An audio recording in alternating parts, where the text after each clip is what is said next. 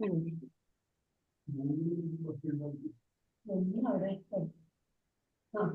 you can start recording and then we can start the meeting. Oh, okay.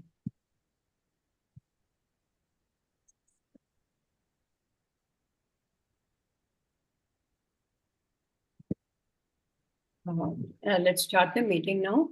Very good afternoon to all those who have joined today at this webinar.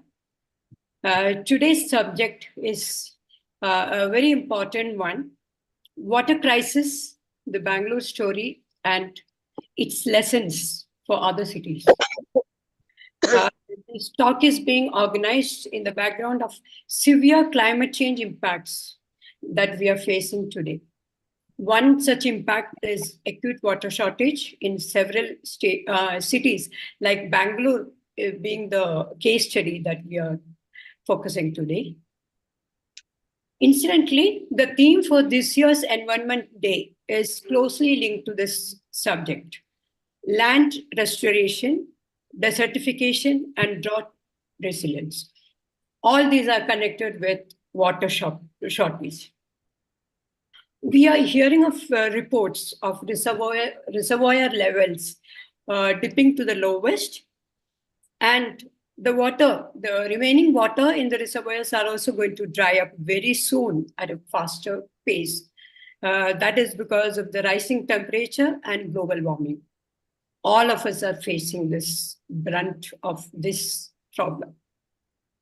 If things continue like this, many more regions are going to face this water crisis. So it's important for us to manage available water resources effectively and try to conserve rainwater in the coming monsoon season. The objective of this webinar is to warn all of us of this impending danger of our taps going dry very soon. Today, we have with us Shri S. Vishwanath, who is an eminent expert on the subject with vast experience. On behalf of AIWC, All India Women's Conference, I would like to welcome Mr. Vishwanath to this forum. Sir, I'm sure the experiences that you are going to share with us today will guide us on what we can do to deal with this situation.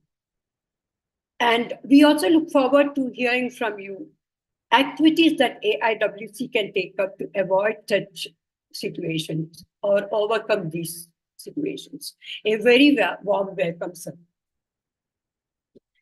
Thank you. Now, I would like to welcome our esteemed President, Srimati Kalyani Raj, who has kindly agreed to address this webinar. Secretary General, Madam Manju Kak, she had said that she will be coming and joining. And Dr. Upasana Singh, our treasurer. We are privileged to have our esteemed patron, Srimati Beena Jain, Madam. The other patrons have not joined. Yeah. I welcome Madam Beena Jain to this meeting. We also have several senior members from headquarters and MICs, Usha Nairji, Asha Gambhirji, and several other members from different branches of Kerala. Our MIC Bhanumati ji is not able to join, but she said she has sent a message for the meeting. And we also have some who are not non-members of the AIWC. I extend a warm welcome to them also to this webinar. Without delaying much further,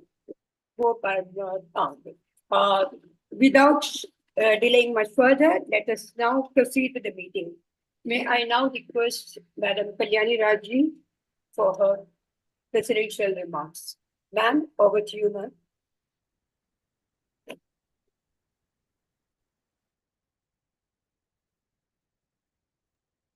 Kalyani Rajji, madam. Sorry, Bhuneshwari, yeah. Sorry, I was in the middle of something. Sorry about that. Good afternoon, everyone. And Thank you, Bhuneshwari, for arranging this webinar on a very, very crucial topic. And welcome, Mr. Vishwanath. And thank you for joining us today to share your experience of Bangalore and expertise to address the issue of water crisis. Probably Bhuneshwari would have spoken to you about AIWC, but then let me just tell you in brief that our organization, All India Women's Conference, is nearly a century-old, a pioneer women's organization working on multi-level issues impeding women empowerment. And in the webinar today, we have members, I think, from joining from very different states, and because we have branches across India. And I'm sure all of them will benefit listening to you.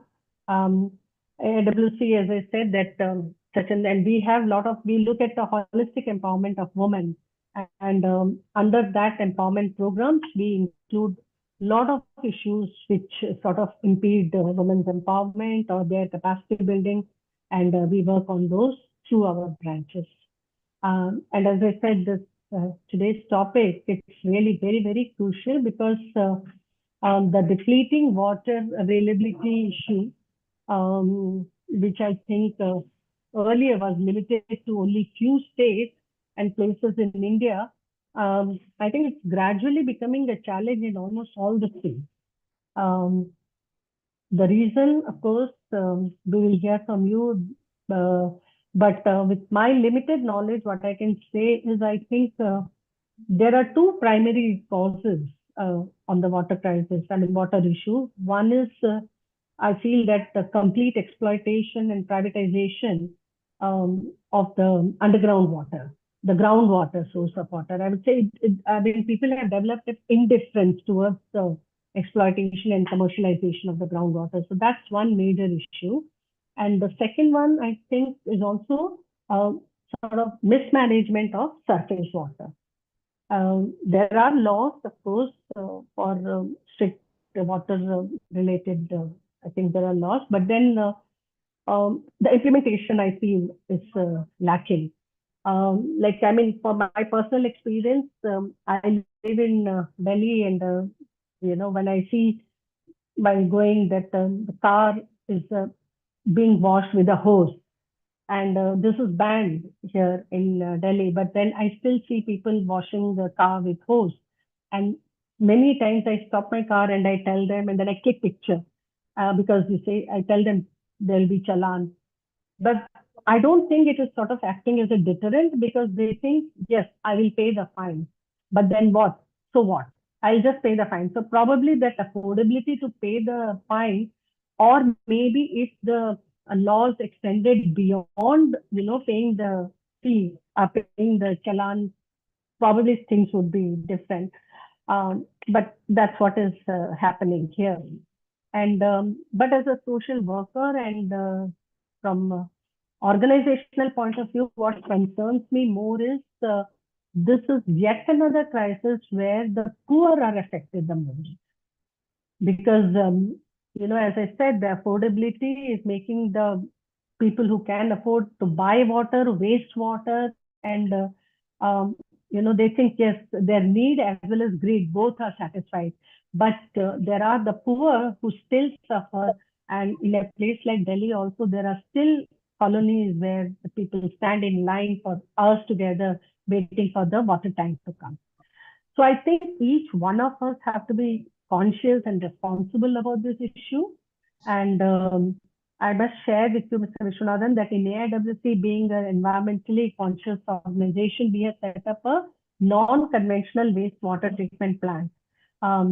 It is not the typical SCP, but the Jal Upchar technology we had taken from the Pusa Institute. And the water is being treated with the plant, I think, which is called Typhaletophilia, something like that, if I'm not pronouncing it right. But it's a bamboo variety plant which cleans the water with the aggregates, and then the clear water is being stored, and we use it for exterior use. So the entire complex water is being channelized to the water treatment plant. That's one way of our sort of being conscious about it. But I'm sure there will be many more practices which all of us can sort of adopt and then try to solve the crisis in our own way. And so we are looking forward to listening to you, Mr. Vishwanath, and then we will try to do at the organizational level as well as at individual level what best we can. So thank you once again, everyone. Namaskar. Thank you, ma'am, for that introductory remarks. And now I would request Srimati Usha Nair to say a few words about the subject that we are going to discuss today, and also introduce our eminent expert, Shri S. Vishwanath. Over to you, ma'am. Thank you, Bhuneshwari. As we all know, water crisis is looming large, and we have been hearing about this threat for a very long time now. For many years, we have been hearing that unless we are careful, we are going to have a water crisis and leading to water wars and so many other things. But we had not taken it seriously enough, I feel. And then we started hearing about Cape Town, the acute water crisis in Cape Town. It is the first modern major city in the world which is expected to run dry very soon. And it is not that it is just any town in Africa. It is a major coastal metropolitan city and a major tourist attraction. And it is lined with multi-million-dollar beach resorts and art museums and the best restaurants.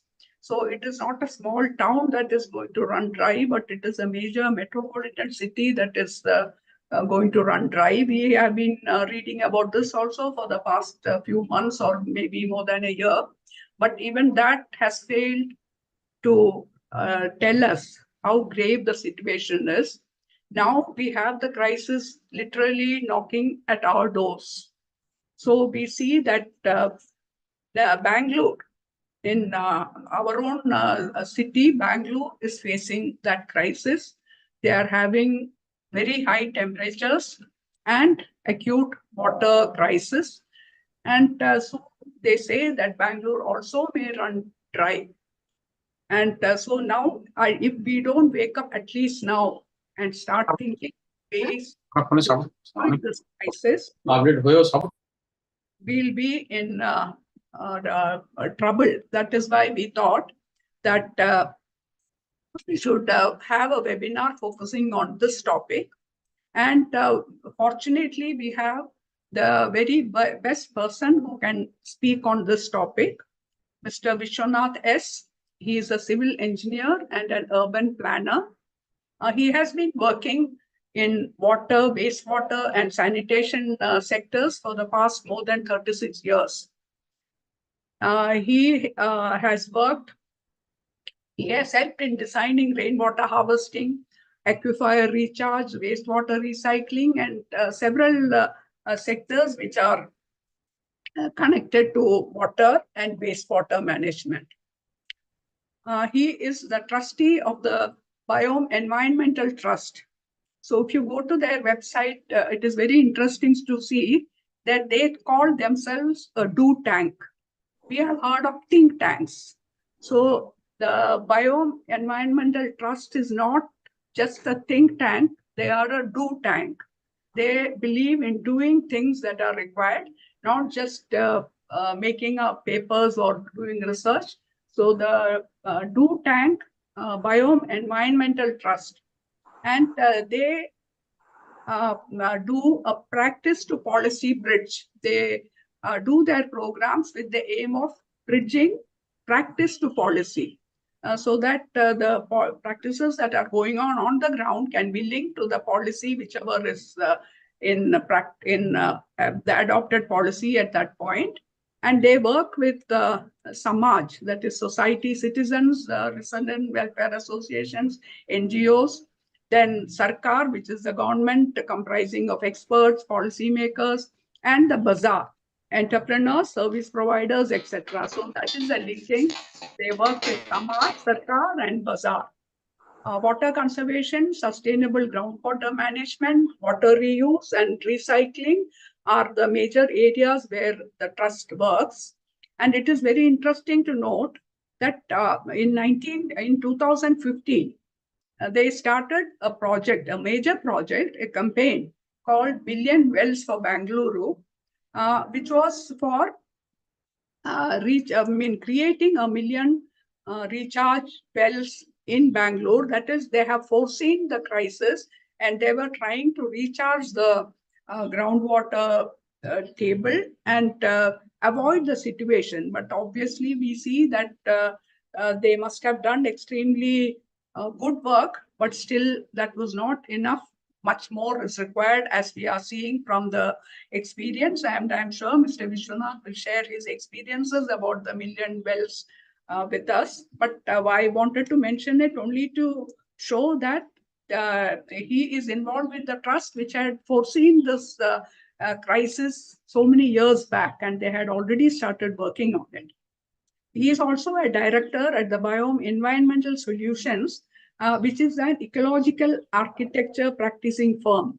They are involved with ecological architecture and intelligent water and sanitation designs.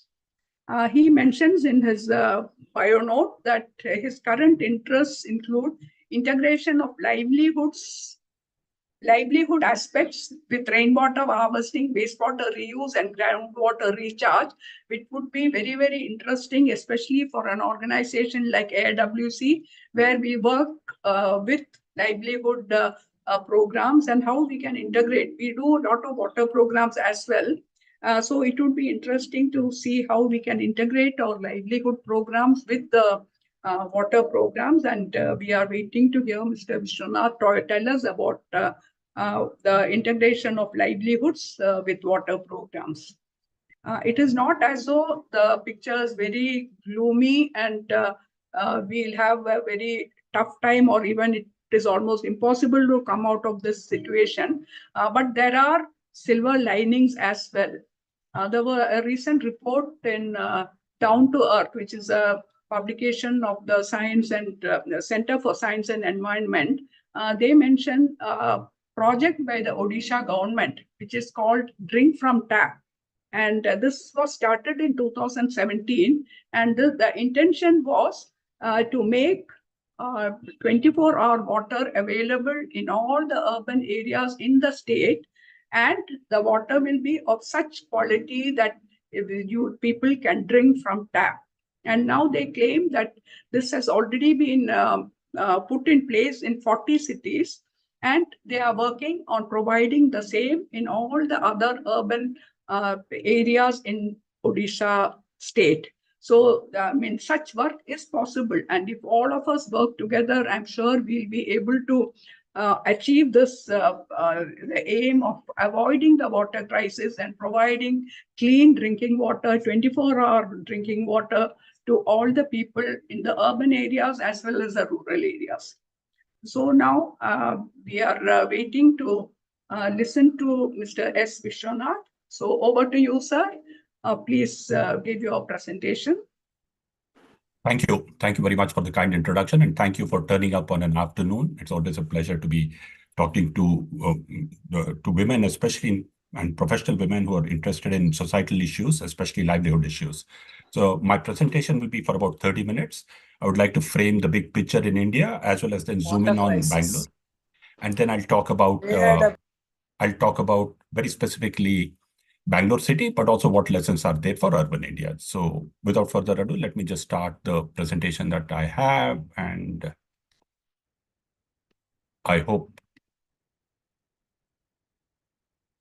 you're able to see my screen, Mr. Yeah. Nair. Yeah, and Yes. it's moving. Yes. Thank you. So it's called the Bangalore story and its lessons for other cities, but I'd like to sort of step back and talk about the picture that we have for India. About 3.3 million square kilometers, about 4,000 billion cubic meters of rainfall, which essentially occurs in the 4 months of the monsoons, June, July, August, September.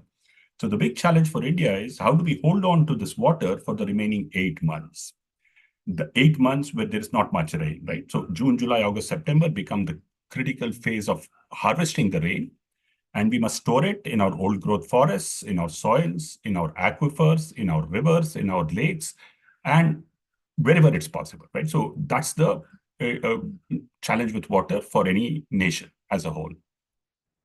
And as was pointed out in the introduction remarks, we are living in an era of climate change where global warming is inevitable. It's reached 1.5 degrees Celsius already, and it's all about carbon, that there's too much carbon in the environment, so therefore the earth is heating up. But the impact of carbon is almost immediately on water. So if climate change and global warming is about carbon in the air, the impact is completely about water. It's about how the hydrological cycle is being impacted and changed globally. So let me just step back and let out the principles that we all agreed in the United Nations as well as part of the global understanding of water, which are called the Dublin Principles. These come from 1992, and they set out certain 4 parameters, which they recommended is the way ahead to deal with water. So it highlighted, this is 1992, quite some years back. The first one is fresh water is a finite and vulnerable resource essential to sustain life and development in the environment. Therefore, it should be managed as a finite and vulnerable resource. The second thing that the Dublin Principles elucidated is that it should be done in a participatory approach involving everybody, users, planners, and policymakers. The third principle said that of the second principle, where we talk about participation, women play a central part in the provision, management, and safe guarding of water. Therefore, women should have a critical role in everything, including planning, policy making, project implementation, and UC. The fourth principle is a fundamentally difficult one for us to understand and digest. It says that water is a human right. So a certain amount of water should be available to every person, every individual, irrespective of where they are, free of cost, essentially free of cost. And that number we can arrive at. It could be 50 liters per person per day or 100 liters per person per day. But that water should be a human right, and therefore it's a societal good. But beyond that, water has an economic value and should be treated as an economic good. Therefore, it means that if you're going to fill your swimming pool or wash your car, you must pay the true price for water. There's no reason for it to be subsidized or for it to be free for you to then enjoy the luxury of what is a finite and vulnerable resource. So these 4 Dublin Principles are crucial for us as a background to how we should approach water. As I pointed out, the monsoon is everything. We're eagerly waiting for the June monsoon. June 1st, it's supposed to dawn, onset is in Kerala. June 5th, it's supposed to come to us. Maybe it may be delayed, but the initial predictions are that this will be a good year of monsoon because an event called La Nina is going to kick in the later part of the monsoon, August, September, October. So it's predicted to be a good monsoon. So it's not that we are not capable of predicting the monsoon. We are doing that. Maybe the accuracy is sometimes limited, but we are getting there. We're getting more and more accurate with our predictions. And because it's a complex, very complex phenomenon, so therefore predictions are difficult and models can only get refined and get better as time goes on. But when the prediction comes, this is the time to start to gear up for the monsoon rains. So May is the sweltering hot month in India, but right now, for example, in Bangalore and in Kolar and South Karnataka, we are saying, are we ready for the rains? If we are anticipating a good monsoon, what are we doing to make sure that we're going to store it? We're going to make sure that the drains are clean, that rooftop rainwater harvesting systems are in place, that tanks and lakes are desilted, that entry channels into these lakes and tanks are ready to receive the rain, and to make sure that not a drop of it will go waste, and to make sure that it will not cause flooding. So this month is the most crucial month for the monsoon. The monsoon itself will arrive on June 1st, but May is the time for preparation and readiness. It's all got to do with the global phenomenon of what was called the continental drift. And this is interesting, that geology is destiny, especially for India. And so about 200 million years ago, when the continent started to drift and we started to learn it in the 6th and 7th classes of geography, still relevant now, the Indian plate drifted in towards the Asian plate and caused the Himalayas to rise up, some of the youngest mountains on Earth. The Himalayas rose up and blocked the winds, the moisture-bearing winds, and caused the monsoon rainfalls to occur over India. This is a phenomenon which still holds good, which is the reason why India is dependent on those 4 months of rainfall. But the lifting of the Himalayas also did something very interesting. One of the plates, which is drifting into the Asian plate, actually came down and got down, which I will show you like this, created something which is very interesting. If you look at the global population density, you'll find that India is the highest population in the world, and that's not something that happened incidentally. It happened because we got the monsoon winds and we got some fertile land to do. And when you look at the population density within India, that's the left side picture which I want to draw your attention to. The blue that you see is the sunk Shivalik plate, which over millions of years, thanks to the monsoon rains, have received silt and soil deposits from the Shivaliks and from the Himalayas, and has become the most fecund plain on Earth. This part of the globe is really rich in soil, rich in water, both groundwater and rainwater when it falls, and has the capability of agricultural production, which is phenomenal. And therefore, when you look at the Indo-Gangetic plain, all the way up to Bangladesh, you see that there are 600 million people residing in this plain, making it the most dense populated area in the world itself. Now this plain is urbanizing, so therefore we need to prepare for the drift from rural to urban as we go along. Other interesting facts with land and water, if you look at USA and China, which are sort of competing nations in terms of land size, you'll find that both USA and China are 3 times the size of India, roughly 3 times the size of India. Yes, 3.3 million square kilometers. These are approximate numbers. USA 9.83, China 9.60. But when it comes to arable land or cultivable land, as you see on the right, India is right up there and actually has more arable land than China itself.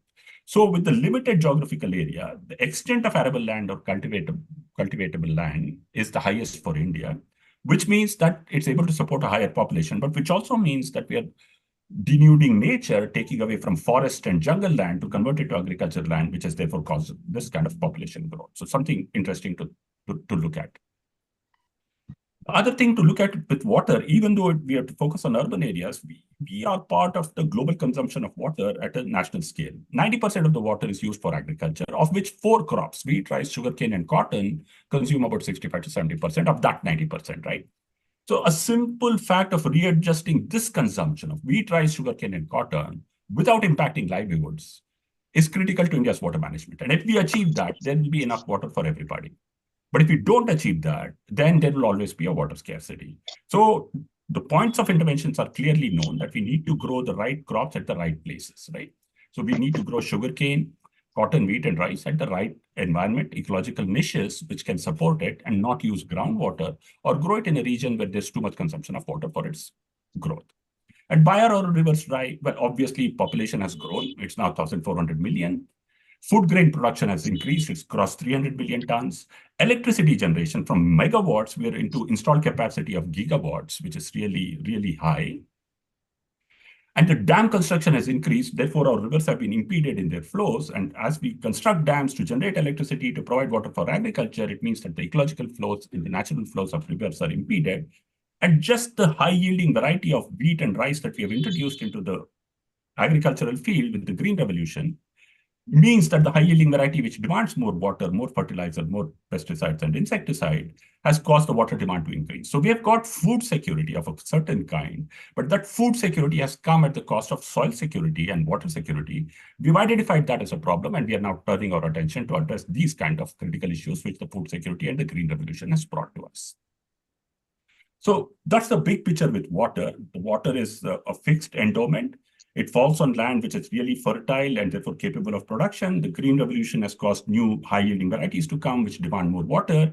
We've got food security, but we've lost water security. And of the 2 major consumers of water, agriculture is the biggest. The second largest is energy or power generation. And therefore, managing agriculture and power is crucial for water security. Therefore, if we are going to write water policies, the water policies have to talk to the forest policies, the energy policy, and the agriculture policy of the country. All 4 policies have to be written conjointly. It can't be written separately. We'll come down to the cities now, or urban areas. We're not very heavily urbanized. India is at about 30 to 32% urbanization, which is, unlike the developed world, the urbanization levels are 85%. We've even just begun the trajectory of urbanization. But even at this scale of urbanization, our cities are struggling to cope with water, and especially groundwater, as was pointed out. Therefore, what the cities need to do or urban areas need to do is to link themselves up to a river basin. A city's responsibility is to the river basin where it's situated at. So if we take Bangalore, that's the Kaveri Basin that you see. The Kaveri Basin, which is much disputed, especially between Karnataka and Tamil Nadu, but of which Kerala and Pondicherry are also partners. The city of Bangalore is almost on the ridge line, as you can see on the top right. The water drawn is from the Kaveri River. The question then comes, are the citizens of Bangalore entitled to the water of the river Kaveri because they happen to belong to the basin? If so, how much of water are they entitled to? Second, what is the responsibility of the city to the basin? And what can it do to protect the forests of the basin? Third, what can it do to the pollution stream of wastewater that it generates from the city, which also goes into the basin? And how responsible should it be in treating the wastewater to make sure that there's no pollution? There are other responsibilities of the city. For example, the city demands a lot of sand for construction purpose. And that sand usually comes from rivers. And that sand mining destroys rivers and the integrity of rivers. So how do we handle sand mining, which does not destroy rivers? How do we handle industrial pollution, which does not enter the rivers and spoil the waters? These are key challenges the city has to face. But in the absence of a river basin institution, an organization or an authority or a form of government which looks at the river basin as a whole and is interested in the protection of the flows of water in the river, both quantity and quality wise, in protecting the old growth forests, for example, we have absolutely no way of managing the river basin as a whole, right? So therefore, we only become extractive. Can I just request Basudha Ganguly to sort of mute? I'm just getting a lot of disturbance on it. Indrani and Indrani also. Sorry about that. But I think we need a bit of muting because I get some traffic sounds. So the city itself has to place itself in the river basin and make sure that it looks at the river basin, and therefore the state governments should focus on creating river basin institutions for every river, including sub-tributaries, not just the mainstream of the Kaveri. For example, in Karnataka, we have the Lakshman Tirtha, the Shimsha, the Kabini. These are all major tributaries of the Kaveri. Each one of these rivers can do with a river basin institution, which understand what's happening to the entire basin or the watershed of that particular tributary or that particular river, and what needs to be done to protect it from degradation, right? So then the city has to draw up a water balance based on what its rights or entitlements from the river is. For example, Bangalore gets about 1,470 million liters from the Kaveri. Is this a huge burden on the Kaveri waters?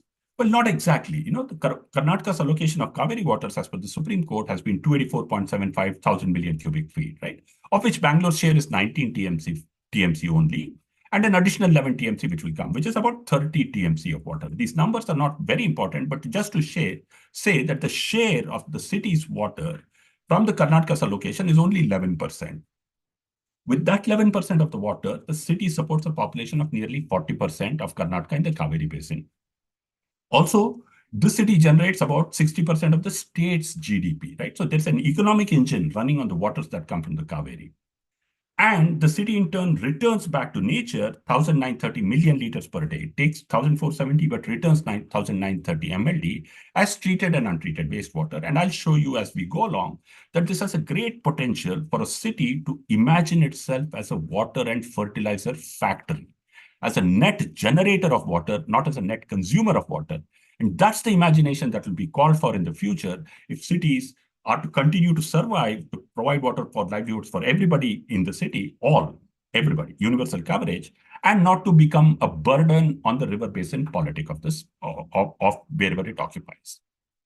So there's the river basin and the city. The relationship is a fraught one. It is undergoverned. There are no institutions to manage it. And the city is not talking to the river basin positively, whereas it can talk. And the city also does not talk enough to its local waters. So if you take a look at the picture of Bangalore, there's a ridge line running through it. And the ridge line divides the city into two hydrological units. To the left of the ridge line, which is the dotted line moving from north to south, up to down, to the left of it is the Kaveri Basin. To the right is something called the Dakshin Pinakini Basin. Now, each of these basins behave differently within the city itself. As you see on the left, it's more dendritic, more granular, and it's a steep flow. Whereas to the right, the lakes are shallow and broad. To the left of the ridge line, the lakes are small and deep. So with local waters, we need to understand how it behaves, how the streams and valleys behave, but also how the hydrogeology or the groundwater behaves. And it could behave very differently. So we'll have to design our response to both the hydrology and hydrogeology very, very locally and very granularly. So the history of this place, of this South India, of at least Bangalore and the region it occupies, is something called the tank. The tank is a human-made reservoir where water comes down from the hills and is arrested by an earthen bund, and then it forms these water bodies, as you can see here, which are locally called kere in Kannada, but tank is the terminology in English, which is a artificial lake. As you see on the figure on the right, that's the earthen bund, which is thrown across a valley, lined with stones, holds back the water, and the water then is held for about roughly 6 months, because the rains are for 4 months. The water lasts for another 2 to 3 months. And that is the water that people used in the old days for agriculture purpose. There is something called a waste weir or an overflow weir, as you can see here, which is more robust. It's made with stone. The excess water flows out. And the height of the weir was determined not by the village itself, which made the tank, but a set of villages downstream, because you have to negotiate how much water can be kept upstream and how much has to be sent downstream for others to use, the sharing of water. So this was carefully crafted over generations in that part of in this part of the world. And these waters, in the years of average rainfall and above average rainfall, were used to grow rice paddy. Rice paddy was a common form of cultivation. And what rice paddy did was converted water into a virtual form which could be stored, right? So if you make it into rice, you can store it and stock it up for 3 years, getting food security for you and converting water which would otherwise evaporate into something that is storable. And so they had an intricate system of what are called channels or kaluways, which distributed water individually to every field in an equitable fashion. Everybody below the catchment had equal access to water, and that was ensured by people on the left called Nirugantis, a traditional community responsible for distributing water. So therefore, what happened was a tradition of people and this expertise also evolved around how water was managed, as did rituals like the Gangama festival, when the celebration of plenty, when a tank overflowed, you would put a float in the water body and respect Gangama, the reigning goddess of water, right? And there would be celebrations. This all occurred in a landscape which is more than 3,400 million years old. In Bangalore, if you go to Lal Bagh, you see a peninsular gneiss, which is 3,400 million years old. That's the geology. But not all was hunky-dory with the human-made landscape and the geological landscape. In the year 1876, 77, 78, there were 3 continuous years of drought. Those 3 continuous years of drought saw the death of 90,000 people in the city of Bangalore. About 12.5 lakh people in the old Mysore kingdom. 1 in 4 people died. The local waters, which was the lakes and wells, were not enough to support a population of 1.8 lakhs. So what we learn is local waters are good, they're essential, they're critical for both ecological, cultural, and livelihood reasons, but for heavily urbanized cities, they are not enough. And that's what we learn from history. So therefore, if we have to eliminate death, we have to go far. That's what the city rulers did then in 1894. They designed a dam on a river called the Arkavati and started to pump water using steam engines because local waters were not enough. This had 2 things.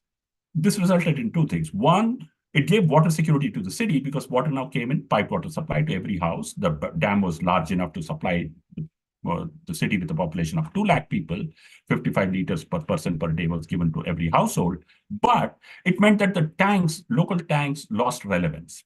And the local tanks started to receive wastewater from the piped water supply, became grounds for breeding malaria and what was then thought of as plague, and resulted in the community demanding that the local water bodies be closed because they became infested pools of sewage and were no longer needed.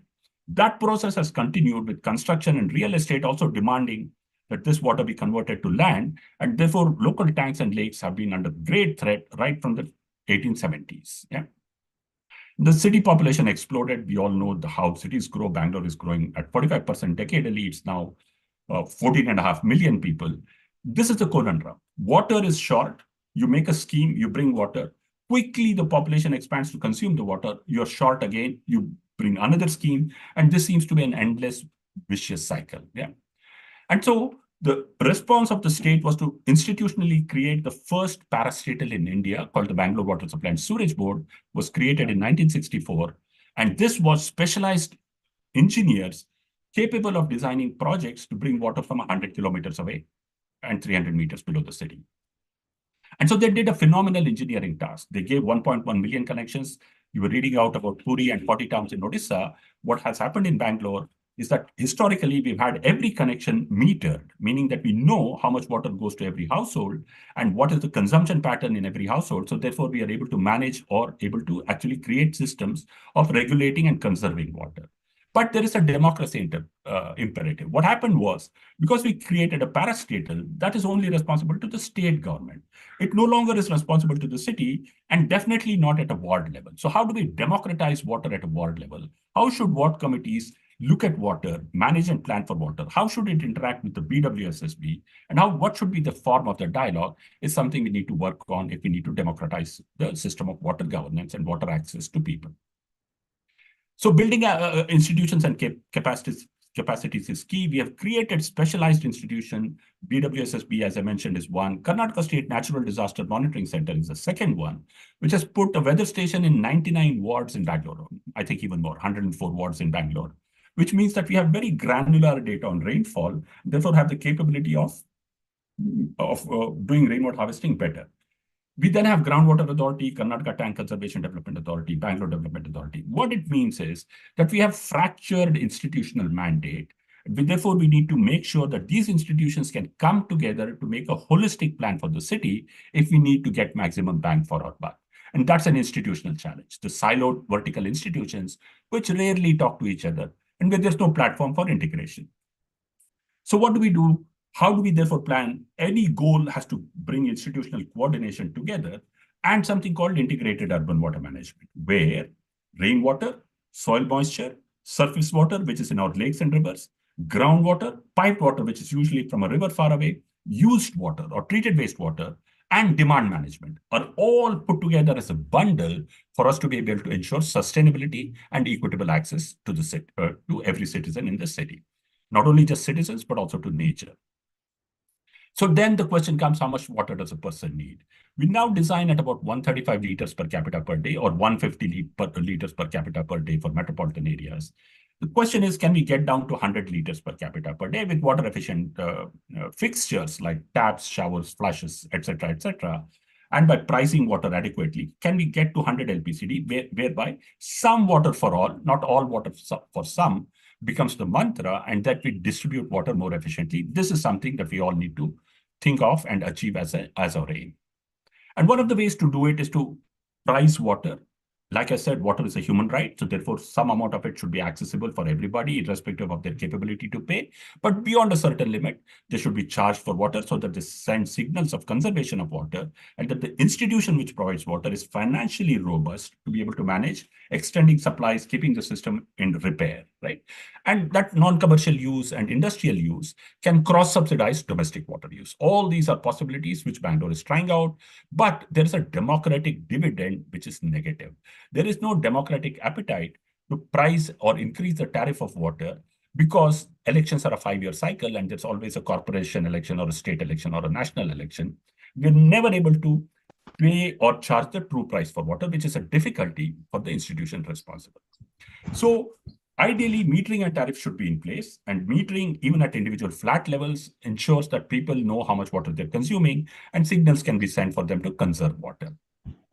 What has the city done for apartments? It's made the provision of internal meters mandatory. Every set of 4 flats has to have its own internal meters so that people know how much each flat is consuming and that they pay the true price for it. And there is automatic water level also mandated, so that if you are pumping water from a sump tank to overhead tank, it needs to be regulated with an automatic controller so that you don't waste water from overhead tanks, right? Rainwater harvesting is mandatory.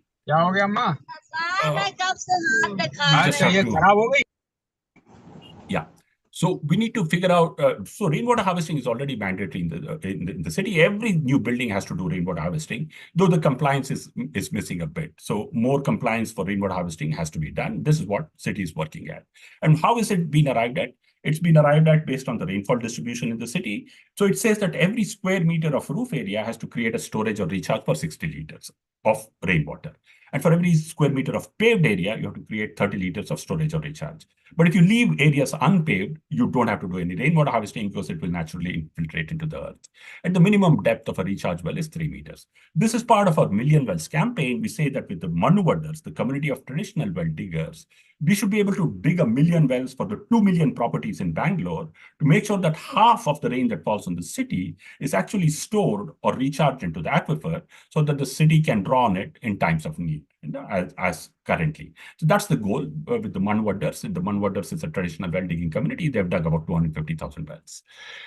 Then finally, the city makes sewage treatment plants mandatory for any set of 20 flats or above, or for any gated community with 10 acres or above. So therefore, the city has more than 3,400 decentralized sewage treatment plants, though many of them need to function at full speed for it to be able to manage all the sewage that they generate. The idea is that decentralized sewage systems should be able to recycle the sewage for toilet flushing and non-potable use at that flat level, at that apartment level, at that gated community level, therefore reducing the pressure on freshwater requirements of the city. This is the way cities will go in future. More and more cities will demand decentralized sewage treatment plants, which every set of apartments and every gated community will have to bring. So I'll give you an example of how a perfect community works on. This is Rainbow Drive, which is roughly about 30 acres and about 360 plots in the city. What would have happened in a gated community like this is there are 360 plots, right? 360 sites. Each site would have drilled a borewell, because there's no pipe water network to the community. Therefore, you would have gone into competitive drilling. So somebody drills 600 feet, the neighbor drills 800 feet, the next one drills 1,000 feet, 360 straws into the same glass of water, all competing to draw more and more water out. What Rainbow Drive did was to reverse it. They said no individual borewells will be permitted. The community itself will drill 3 to 5 community borewells and share all the water that comes from the aquifer. However, it said that all 360 is mandated to recharge the aquifer. So community filling of groundwater and community drawing of water and sharing of whatever the resources. Away from competitive individual drilling to cooperative community filling. That is the mantra. That is the way that they went ahead. Then they metered every connection and priced the connection. With the monies collected, they invested in a sewage treatment plant and they sent treated sewage water to every kitchen garden free of cost, right?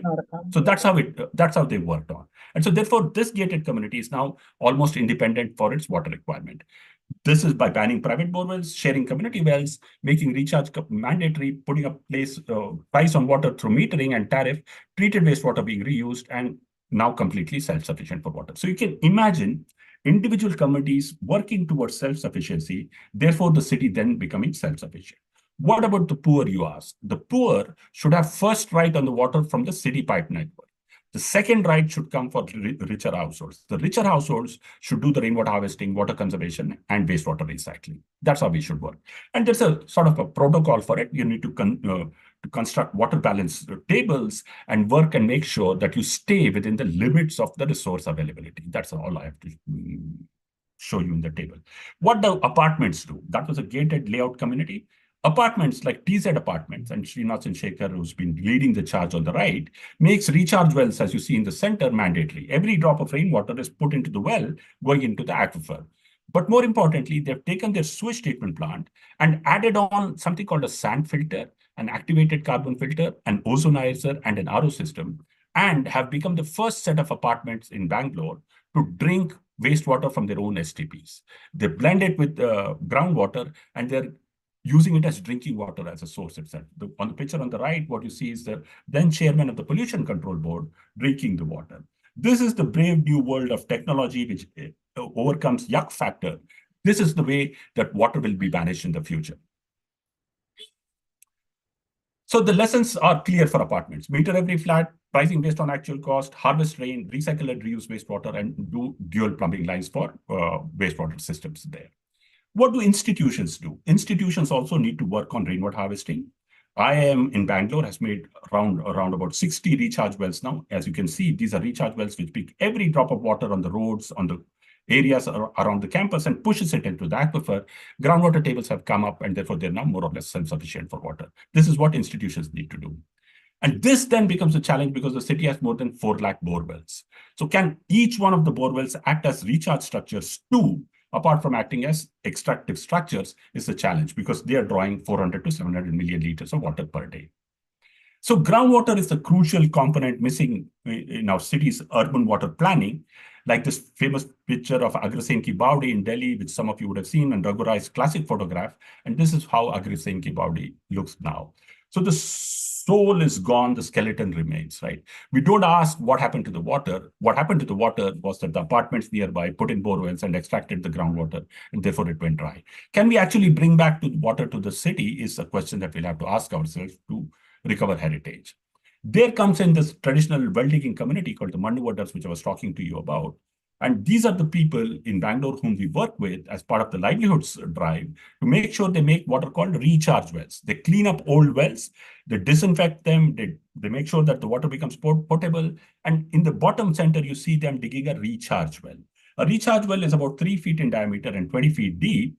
What it does, it picks rainwater, filters it, and pushes it into the aquifer. Unlike a well which draws water from the aquifer, recharge well puts in the water into the aquifer. This community has learned that skill of both digging a well and digging recharge wells, and is doing a good job of propagating recharge wells all over. So therefore, we say water security through livelihood security. Can there be something called an urban employment guarantee scheme for them? Because the wells they dig, for private apartments, gated communities, individual homes, helps the city get water security, right? And so we need to, at the next level, look at lakes. The city has lost a lot of lakes. It now has about 205 lakes. Can it restore and recover the lakes and make sure they're protected? And how can that be done? I'll give you one example of how a lake should actually be restored. What you see in this picture and what you see as Hebbal Valley and above the Hebbal Valley, it's a blue-orange oval thing on the top, which is Jakkur Lake. And what's so special about Jakkur Lake? That's Jakkur Lake for you. 50 hectares in water spread, a large lake in the city. With what you see just below the brown patch, 2 circles are sewage treatment plants, right? There's a 15 million liter per day sewage treatment plant, and just below that is a constructed wetland. That's the sewage treatment plant upstream of the lake. All sewage around the lake must come to the sewage treatment plant. It should not directly get into the lake. Every drop of sewage is collected in the STP and treated there. The sludge is a good nutrient manure. It goes away to farmers as fertilizer. It's checked for heavy metals and for all forms of contaminants. There's none. It can be used as a soil stabilizer, soil amendment, and as a fertilizer. So it goes away and earns some money. The treated water then comes into what's called a constructed wetland. The constructed wetland is space full of plants which are capable of polishing the water and treating it better. And then the water, when it comes to the lake, provides livelihood for fishermen. Again, livelihoods as an approach. The fishermen form a cooperative. They harvest fish in the lake. It gives fish for the city, but also employment for a fishermen's cooperative of about 200 fishermen who have gone together collectively, right? And the job of the fishermen is to make sure not only that the fish are harvested, but the lake is kept clean from water hyacinths and other plastics and other things that come there. And so when the lake is restored with treated wastewater and rainwater, and when the fisherman makes a livelihood and keeps the lake clean, the birds return. The birds come like the painted storks and the pelicans. They occupy the space, making it an ecological space. So water is a social space, an ecological space, and a functional engineering space. All three have to be constructed together carefully for it to survive. Once that happens, the lake waters recharge the aquifer and the wells come back to life. This well yields about 1 lakh liters in a day, and with treatment can be supplied back to the city as domestic water, right? Drinking water. So the water cycle is closed through the process, as I reiterate, of livelihoods and of ecological restoration. So wastewater has both these components of being formally used for ecological, agricultural, and industrial and urban use. And therefore, we need to make sure that the quality of treatment in the STPs is of adequate standards to be able to release to a wetland or to a lake water body, right? And so the city now starts to look at all its 34 wastewater treatment plants as source of water for supplying outside. Like Cubbon Park has a high quality wastewater treatment plant, which is then used for the park's irrigation purpose, right? So I'll come to the final example that I want to give you. This is Devanahalli town, just north of Bangalore, where the airport is located. This town has 110 deep bore wells. That's the only source of water. The 110 deep bore wells go to 1,800 feet deep, has extremely saline water. There's no other source of water, so people use RO plants for their drinking and domestic water supply, right? So what did the town do? We worked with the town municipal council, and a lot of funders came together. There was the lake, which was absolutely defunct, as you see on the top photograph. And on the bottom left, there were wells which were absolutely filled with garbage. So the well diggers cleaned up the wells. They also cleaned up the lake, as in the top. This is how the lake looks like now. This lake is filled with rainwater and treated wastewater from the city of Bangalore, making sure that it meets Class A standards so that the water is fit for drinking after treatment purpose, right? These are the standards that are met. And the well, which is being cleaned up, has been recharged by the lake and is full of water like so. It's got a safety grill on top. That's the quality of water in the well. The well has fish in it and turtles in it, which are swimming and which certify the quality of the well water. And from the well water, we put small treatment systems, including something called filter bore wells. This is the treatment system that has been set up, which is a 130 micron filter, an activated carbon filter, UV sterilization, and chlorinated water. So revival of lake, filling it with diluted treated wastewater and rainwater, reviving wells, making sure it's tapped through the shallow aquifer, creating a state-of-the-art water treatment plant, then you are able to supply domestic water to the town, which meets drinking water standards, IS 10500. So that's the quality of water that's been met for Devanahalli town.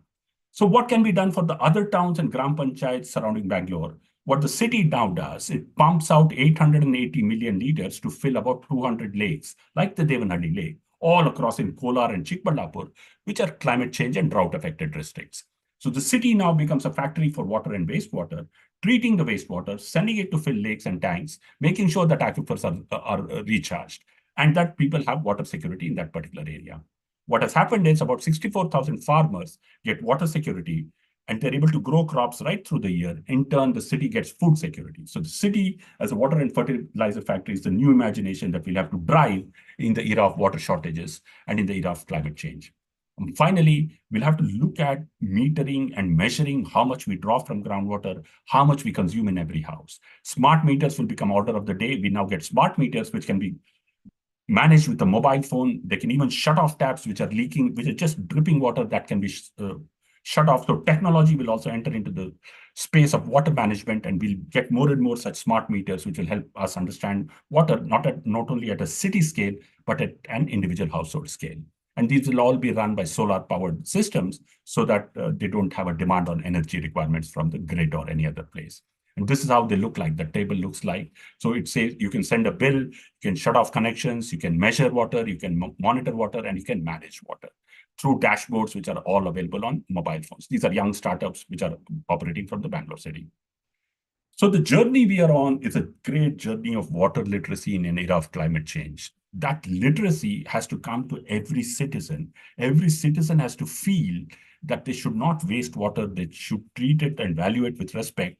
And especially children should be taught at a young age to appreciate the resources that are falling nearby and how they should be engaged with managing it so that it works better for them in the future. This is the journey of water literacy. Thank you for giving me the opportunity to share. I'd be happy to take questions and have conversations. Thank you very much. Thank you very much, sir, for that very informative talk. And we could learn a lot about the journey of water and the problems that we are going to face, and about water literacy, just as you said, it should be the children also to be taught so that the future generation know what the value of water and conservation.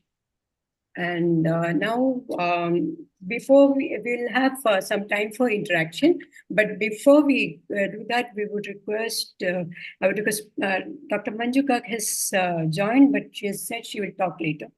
And Dr. Upasana Singh, I would request you, Dr. Upasana Singh, to say a few words, and then Madam Beena Jain also, I would request of Upasana Singh. Dr. Upasana ji, please.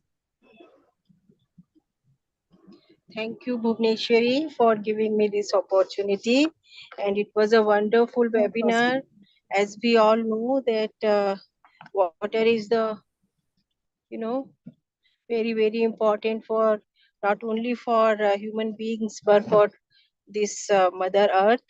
And the way that we are wasting water, and we are facing the repercussions of our carelessness. That is also very important.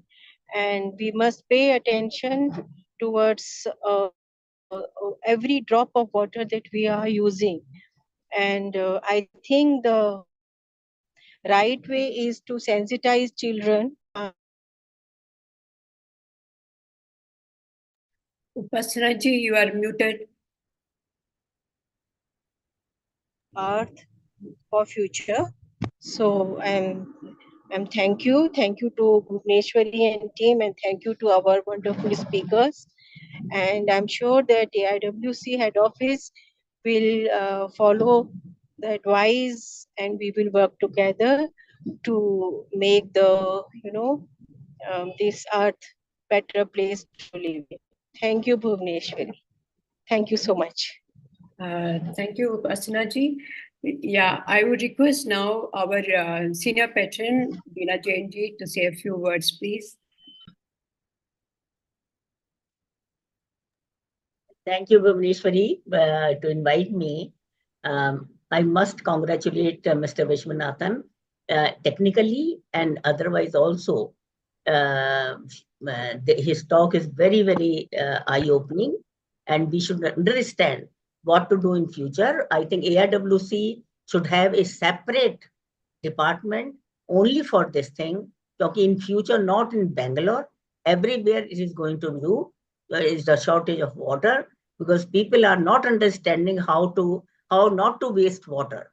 Washing machine, car washing, and other things. And some of the colonies, people are wasting water to cool the road. They just put the pipe in front of their house and they water the road to cool the house. So these are the things we should stop. And we should approach the government also to ban in all these things. And I like the idea that I'm living in Gurgaon in apartment. It's a multi-storied apartment.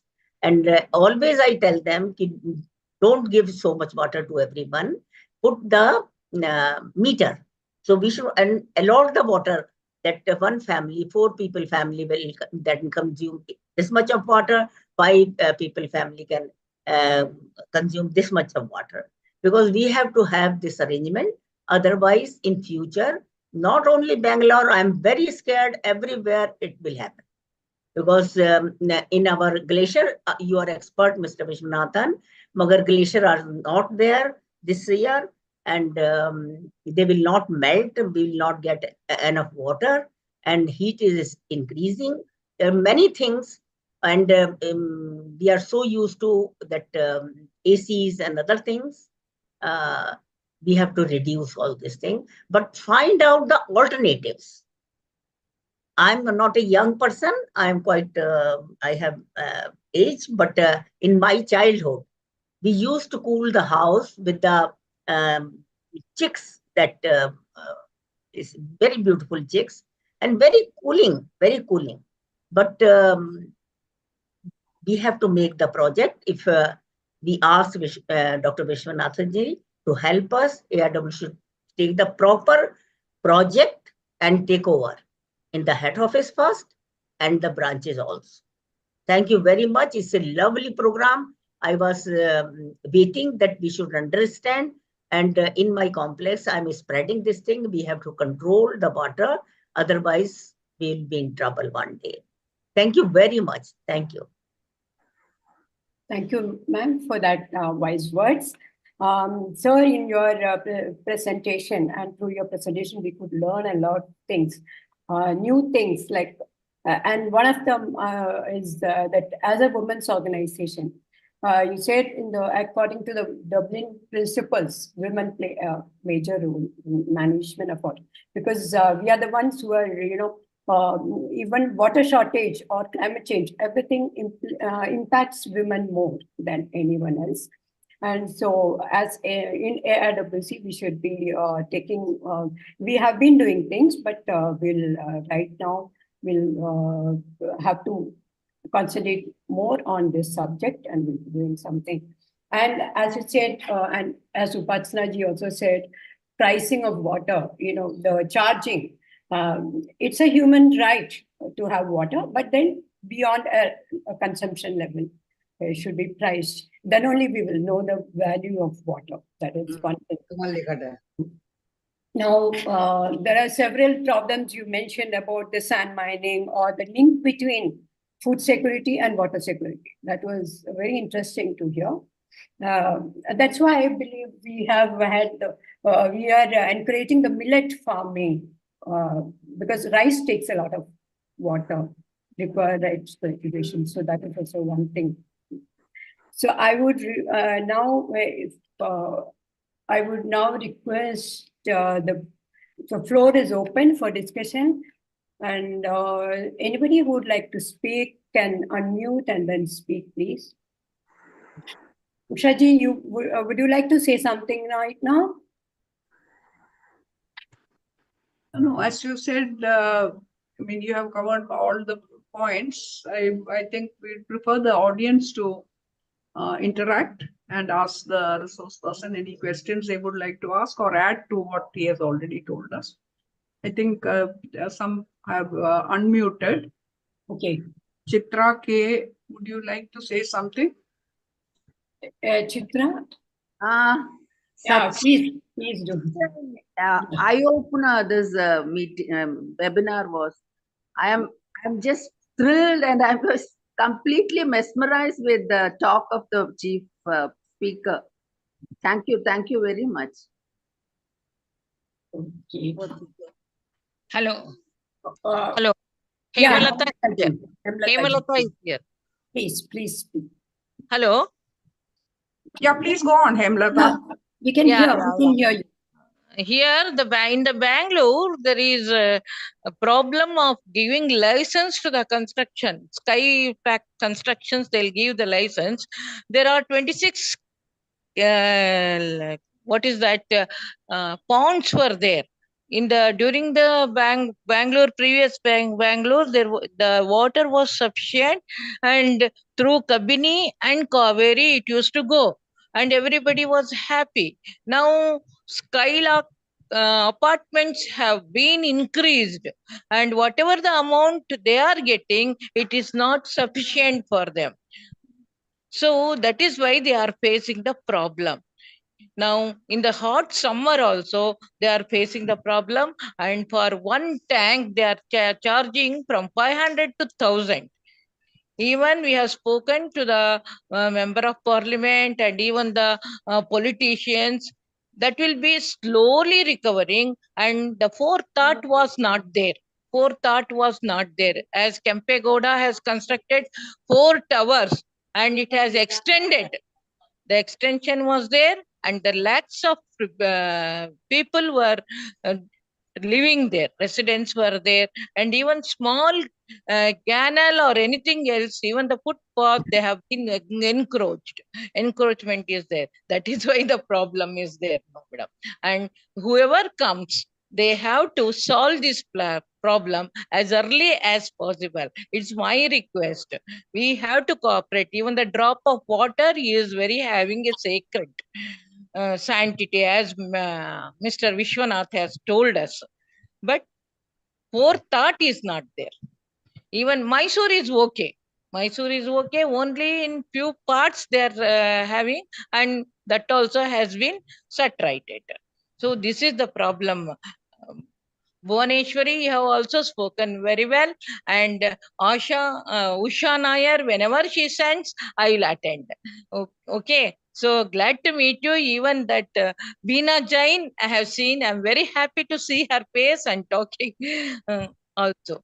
And all the treasurers and also those who have involved in this webinar, I'll be very thankful to you. Please continue this, and we can have our knowledge, enrich our knowledge, so that we are proud to say that we are the AIWC members. Thank you, ma'am. Thank you, Hemlata ji, and thank you to Chitra also, who spoke earlier. And Dr. Jamila has raised her hand. Yeah, Jamila.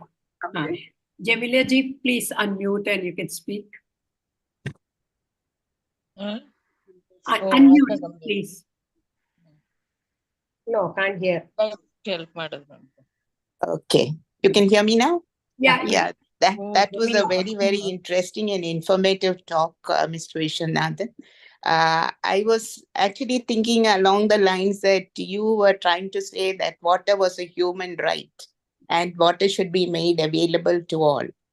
One of the things I still feel is that when the poor need water, they do not have the resources or the money to pay for water. But when the rich need more water, they have the resources. So when we talk about it as a human right, we are really contradicting ourselves. The usage for one set of people is more than the usage for another set of people. So how can we overcome this disparity in the availability of water for all people? Of course, it has to be charged at some level, but today we know that women travel long distances to get water, particularly the poor women. And what has Bangalore done for its slums? There are so many poor areas in Bangalore where water scarcity is very acute. I would like to hear your views on this and how institutions, and as you said, the segregation of institutions from one another and the need to integrate the institutions. What is being done in Bangalore today for that? I would like to hear your views on that. Sure. I'll just quickly reply. So Bangalore has a pro-poor policy, which says that there is a mandate towards universal connection. Every household, irrespective of whether it is legal or illegal, whether it can afford to or not afford to, should get a water connection and a sanitation connection. If the size of the household is 150 square feet or less, the connection will be free. If it's up to 600 square feet, the connection charge will be only at 25% of normal connection charges, but the water charge will be free up to 10,000 liters. Universal connection, free connections, and subsidized connections. That's the mandate. Unfortunately, there's not anybody who's keeping a tab on it, making sure that it reaches everybody. That's the problem, right? So that's why I call for democratization of water, that it should be a subject discussed at every ward committee level. First, we should have ward committees, we should have ward level elections, we should have corporation elections. And within the ward committee, every month, we should discuss how many households are there in the ward and how many of them have connections. And we should set a goal for ourselves that every household get a connection within a span of 1 year, right? That's the way that we have to look for. Now, there's no contradiction between pricing water and water for people, right? What's happened now is that in the name of the poor, the rich are getting the subsidy. The poor pay the highest price for water. I, as a middle-class dweller in Bangalore, when I get a connection, I pay 7 rupees for 1,000 liters. A poor person who goes to an RO plant pays 5 rupees for 20 liters. She is paying 250 rupees for the same 1,000 liters, which I pay 7 rupees for, just because I live in a middle-class community and have a gated connection. So what's happened is, in the name of the poor, the rich have swallowed all the subsidies. How do we rectify it? How do we make sure that the poor have first charge on pipe water supply? The rich have the second charge on it. That is the challenge before us as a democratic society. Yeah. I think at some point that has to be understood and policymakers need to come in to change the policies, like you said. Not at some point, Jamila madam. Right now, it should be done. Yeah. It should have been done yesterday, right? So it's now that we should address it. Yeah. Can I add something to what Jamila has said? Yeah, come, Niji. Vishwanath ji, it was a wonderful presentation, so full of information. And I'm very happy that efforts are being taken to revive these lakes, as you said, you had pointed it out.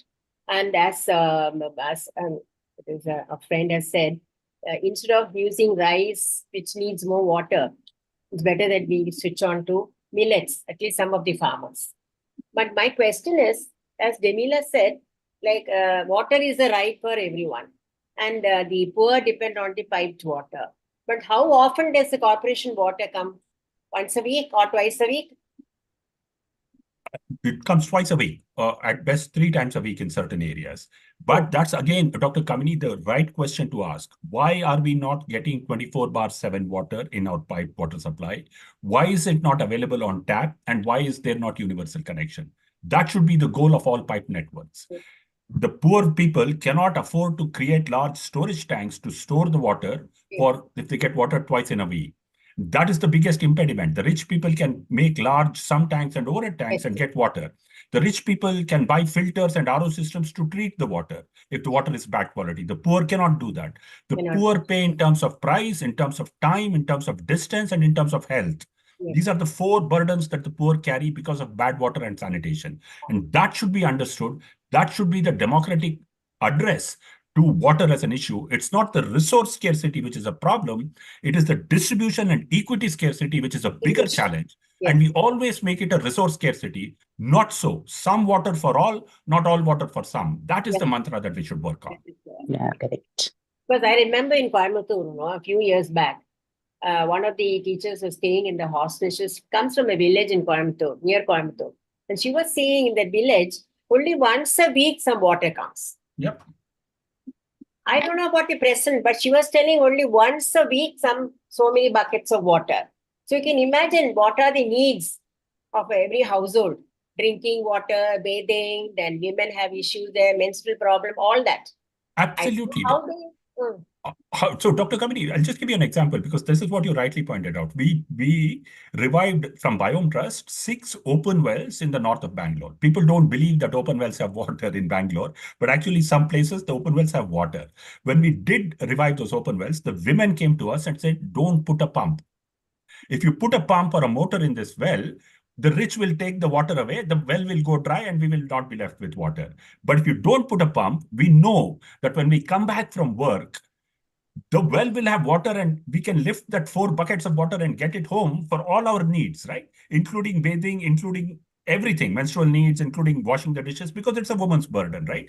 So look at the foresightedness of the women when which they say, it's okay if we go to the water as long as the water is available to us and is available throughout the year, right? That is not part of our policy planning or thinking because we only imagine pipe water supply and then we deliver that pipe water supply once in a week. How is that helpful to anybody at all, right? So we have to do both of these things together. Exactly.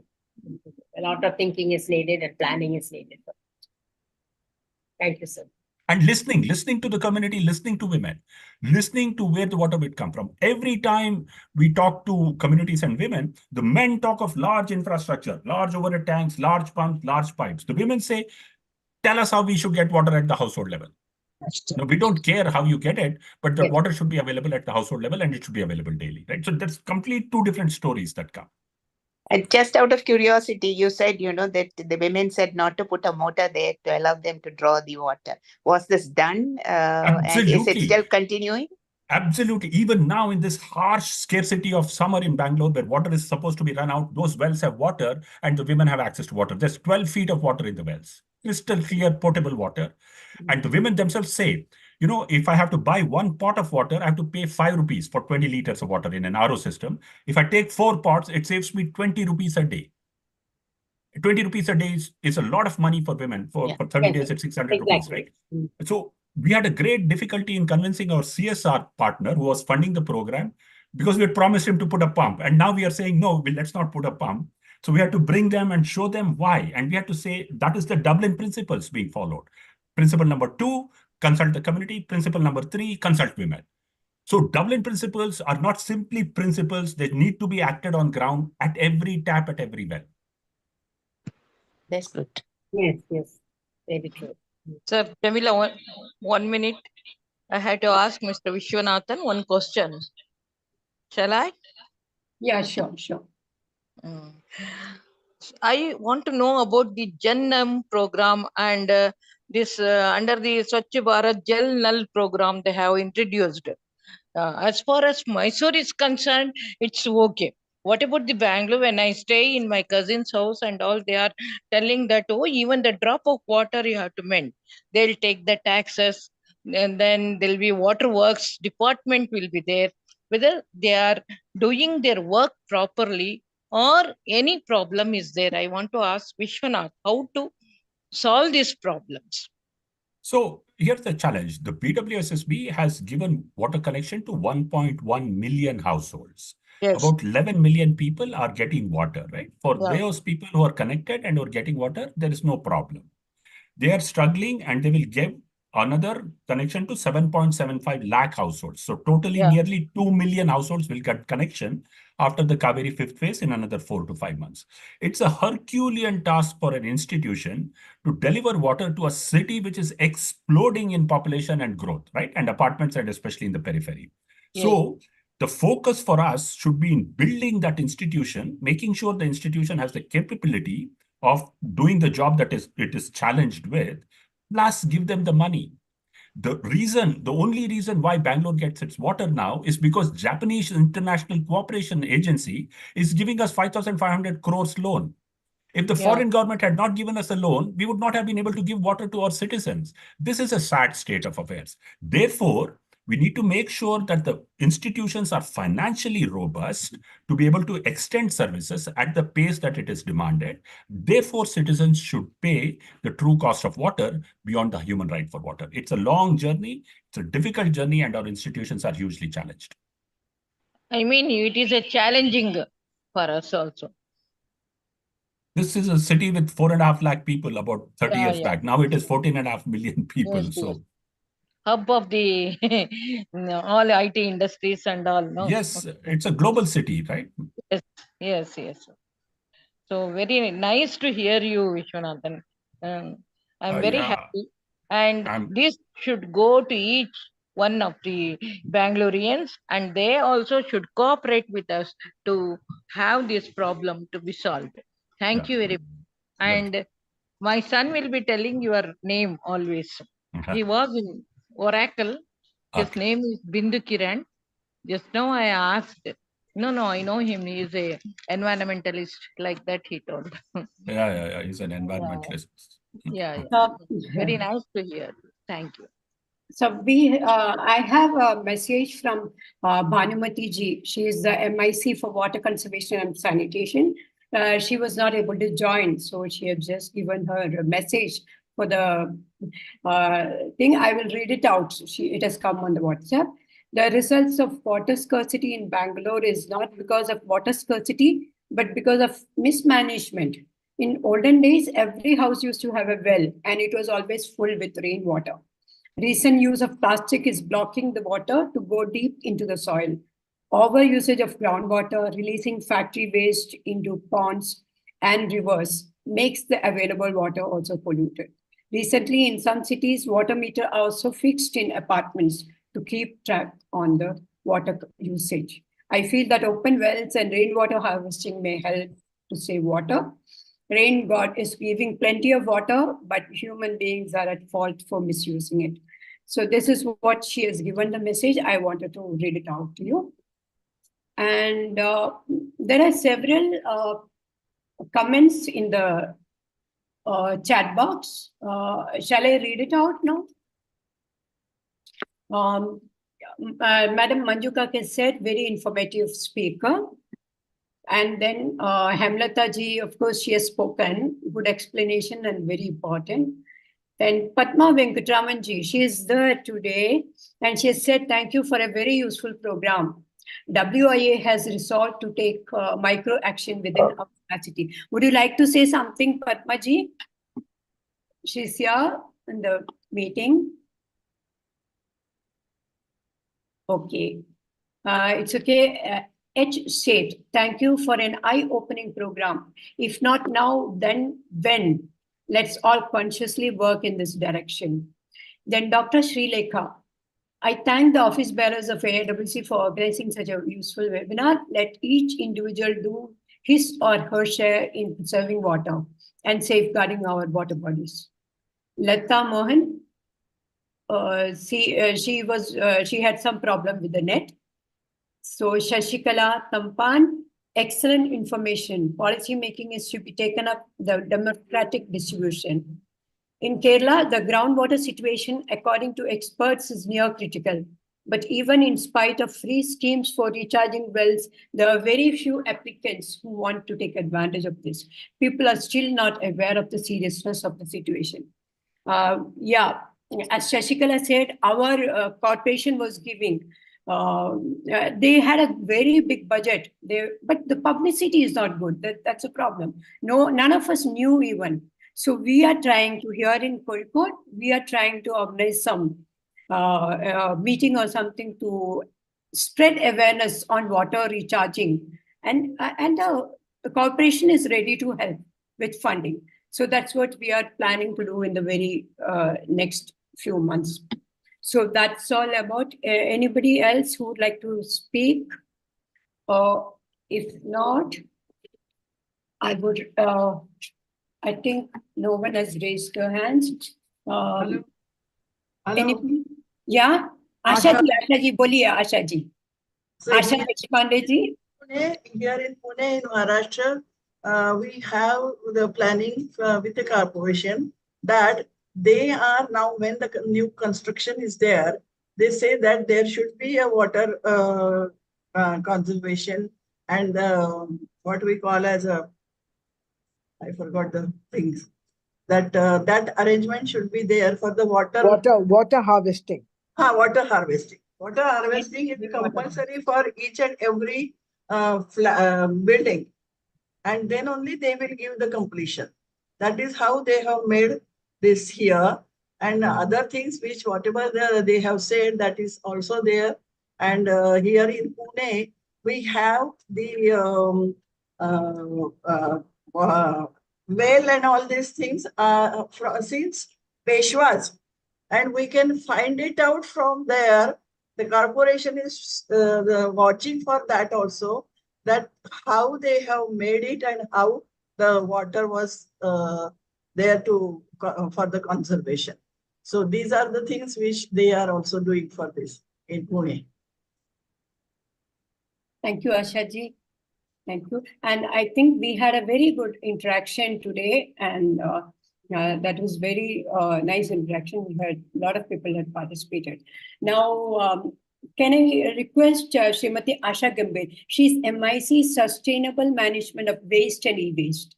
So she's a senior member of the AIWC for her concluding remarks and vote of thanks, please. Asha ji, please. Yes, thank you, Bhuvneshwari. Let me begin by congratulating you on organizing this webinar. Today, water is a major issue, as we've all learned in the past 1.5 hours. And thank you, Dr. Vishwanath, for that very enlightening talk. It was a very detailed discussion, and you showed us how we have to be aware and conscious of what we do and how we treat water and how we respect water. I have a few, it's very encouraging to note that so many of our members are participated and are taking a keen interest. We are very aware that water is a major issue. So let us not just confine by keeping all the knowledge and information to ourselves and the awareness to ourselves. We have to carry it forward. Each one of us has to educate at least minimum 10 to 20 families and create awareness. Mrs. Deshpande, Asha ji, I would like to tell you that even in Delhi, you are talking about water harvesting. Even in Delhi, it is mandatory. Any new house built or any society, when we rebuilt our house, water harvesting is mandatory. But water harvesting is mandatory, yes. But does the water harvesting system really function? That's what matters. Somebody remarked, Padmaji, I think, remarked, we are more mismanaged than anything else. We have surplus, as Venkateshwar said, that we have surplus rain. We have to be careful about how we treat the rainwater and how good are we at preserving the water. Like all households, we preserve what we have to use it for the rainy day. Here we are using the rain to use it for our dry days. So we go the other way around. Now we have to be aware and very conscious about what we do. If people have remarked, I see it myself, driveways being washed, cars being washed, water wasted, tanks leaking, etc., etc. But it is the women and the children who have to learn. because the woman gets affected the maximum when there is no water. She is the one who's trudging and running hither and thither for water. So a very important topic. And thank you very much for organizing this webinar. But I repeat myself, please don't keep the knowledge to yourself. We have to share it. We have to create awareness. And we have to make a conscious effort that nobody is deprived of this very essential item in our lives, which is water. Can we imagine a day without water? Can we imagine spending a day without drinking water? You know, in the northern India, there is the fasting, a day of fasting, when the wives fast for their husbands and they don't drink any water throughout the day. By the evening, they're all lying down with their heads, headache and ever so many problems because we didn't have water the whole day. So can you imagine if one day you cannot do without water? What will you do without water for a longer period of time? So let us all make a conscious effort. And thank you once again. Thank you, Bhuvneshwari, for giving me this opportunity to express my thoughts. This is a subject which is very close to my heart. Let me tell you something, that I am, because I'm waste management in charge at 6 Bhagwan Das Road, there was a time when I would not let everybody fill up a glass of water. I said, fill up only as much as you want to drink. If you want half a glass, don't waste the water. And even now, when you go out and you get a bottle of water, and if you're going back, don't leave the bottle behind. When I go out and I get a bottle of water, I don't leave behind that half-filled bottle. I carry it with me and I drink it, making it a point not to waste the water. So the magic line is, please do not waste, no matter what it is. Whether it is water or anything, please do not waste. Everything is precious, what God has given us, what nature has blessed us with. One plastic, I know Mrs. Jain is going to scold me and get angry with me, but my favorite line when I talk to the rural area is that one piece of plastic embedded in the soil doesn't let water go into the soil for the next 500 years. So you are depriving the soil of the water which it is entitled to. So these are the little things. It's the little things which matter, which go up to make bigger things. So these are the little things which we have to create awareness about and conserve water. Thank you very much once again. Thank you, Asha ji. Now I will move on to the formal vote of thanks. Actually, I would first of all like to convey our heartfelt thanks to Shri S. Vishwanath, who has given us so much of knowledge and information and on a very pertinent subject. And we promise that we'll be taking forward some of the suggestions and we'll be consulting you. As Bina Jain ji had already told that we would look forward to associating with you and advising us on this issue. Thank you very much for sparing your valuable time. Then I would like to thank Kalyani Rajji, Madam, for giving the presidential address today and participating. She's not here right now. And Madam Bina Jain ji, you have been throughout this webinar. I'm really honored to have you here today. Thank you so much. Thank you. And we have Madam Manju Kak had joined. I thank her for joining and Upasana ji for comments. And of course, there has been several people who had interacted during this meeting, which is quite, which gave us more information through questions. Jamila ji, and I don't want to name so that I won't leave out any names.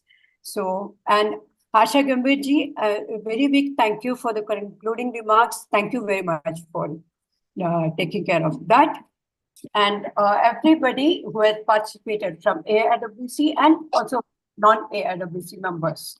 Right now, we have several people, Kamini ji, Izzat, Ashaf Deshpande ji, Padma Venkataraman ji, Usha ji, so many other. Usha Rajgopal here with us. So Chandrani ji has joined right from beginning, Indrani ji and Shashikala. Everybody who is here right now and who has joined earlier. I would like to thank everyone. And I'm very happy we had a good presence today. Thank you very much. Thank you, everyone. Sir, once again, thank you. Thank you very much. Thank you. Shaji, I would like to thank you especially for helping me out and as always advising me appropriately every time. Thank you so much. Sir. Thank you, Bhuvneshwari, and congratulations on this very successful webinar. Thank you, Mr. Vishwanath. So we contacted you very late. You could spare the time and join us. Thank you very much. So shall we end the meeting now? Yeah. Again.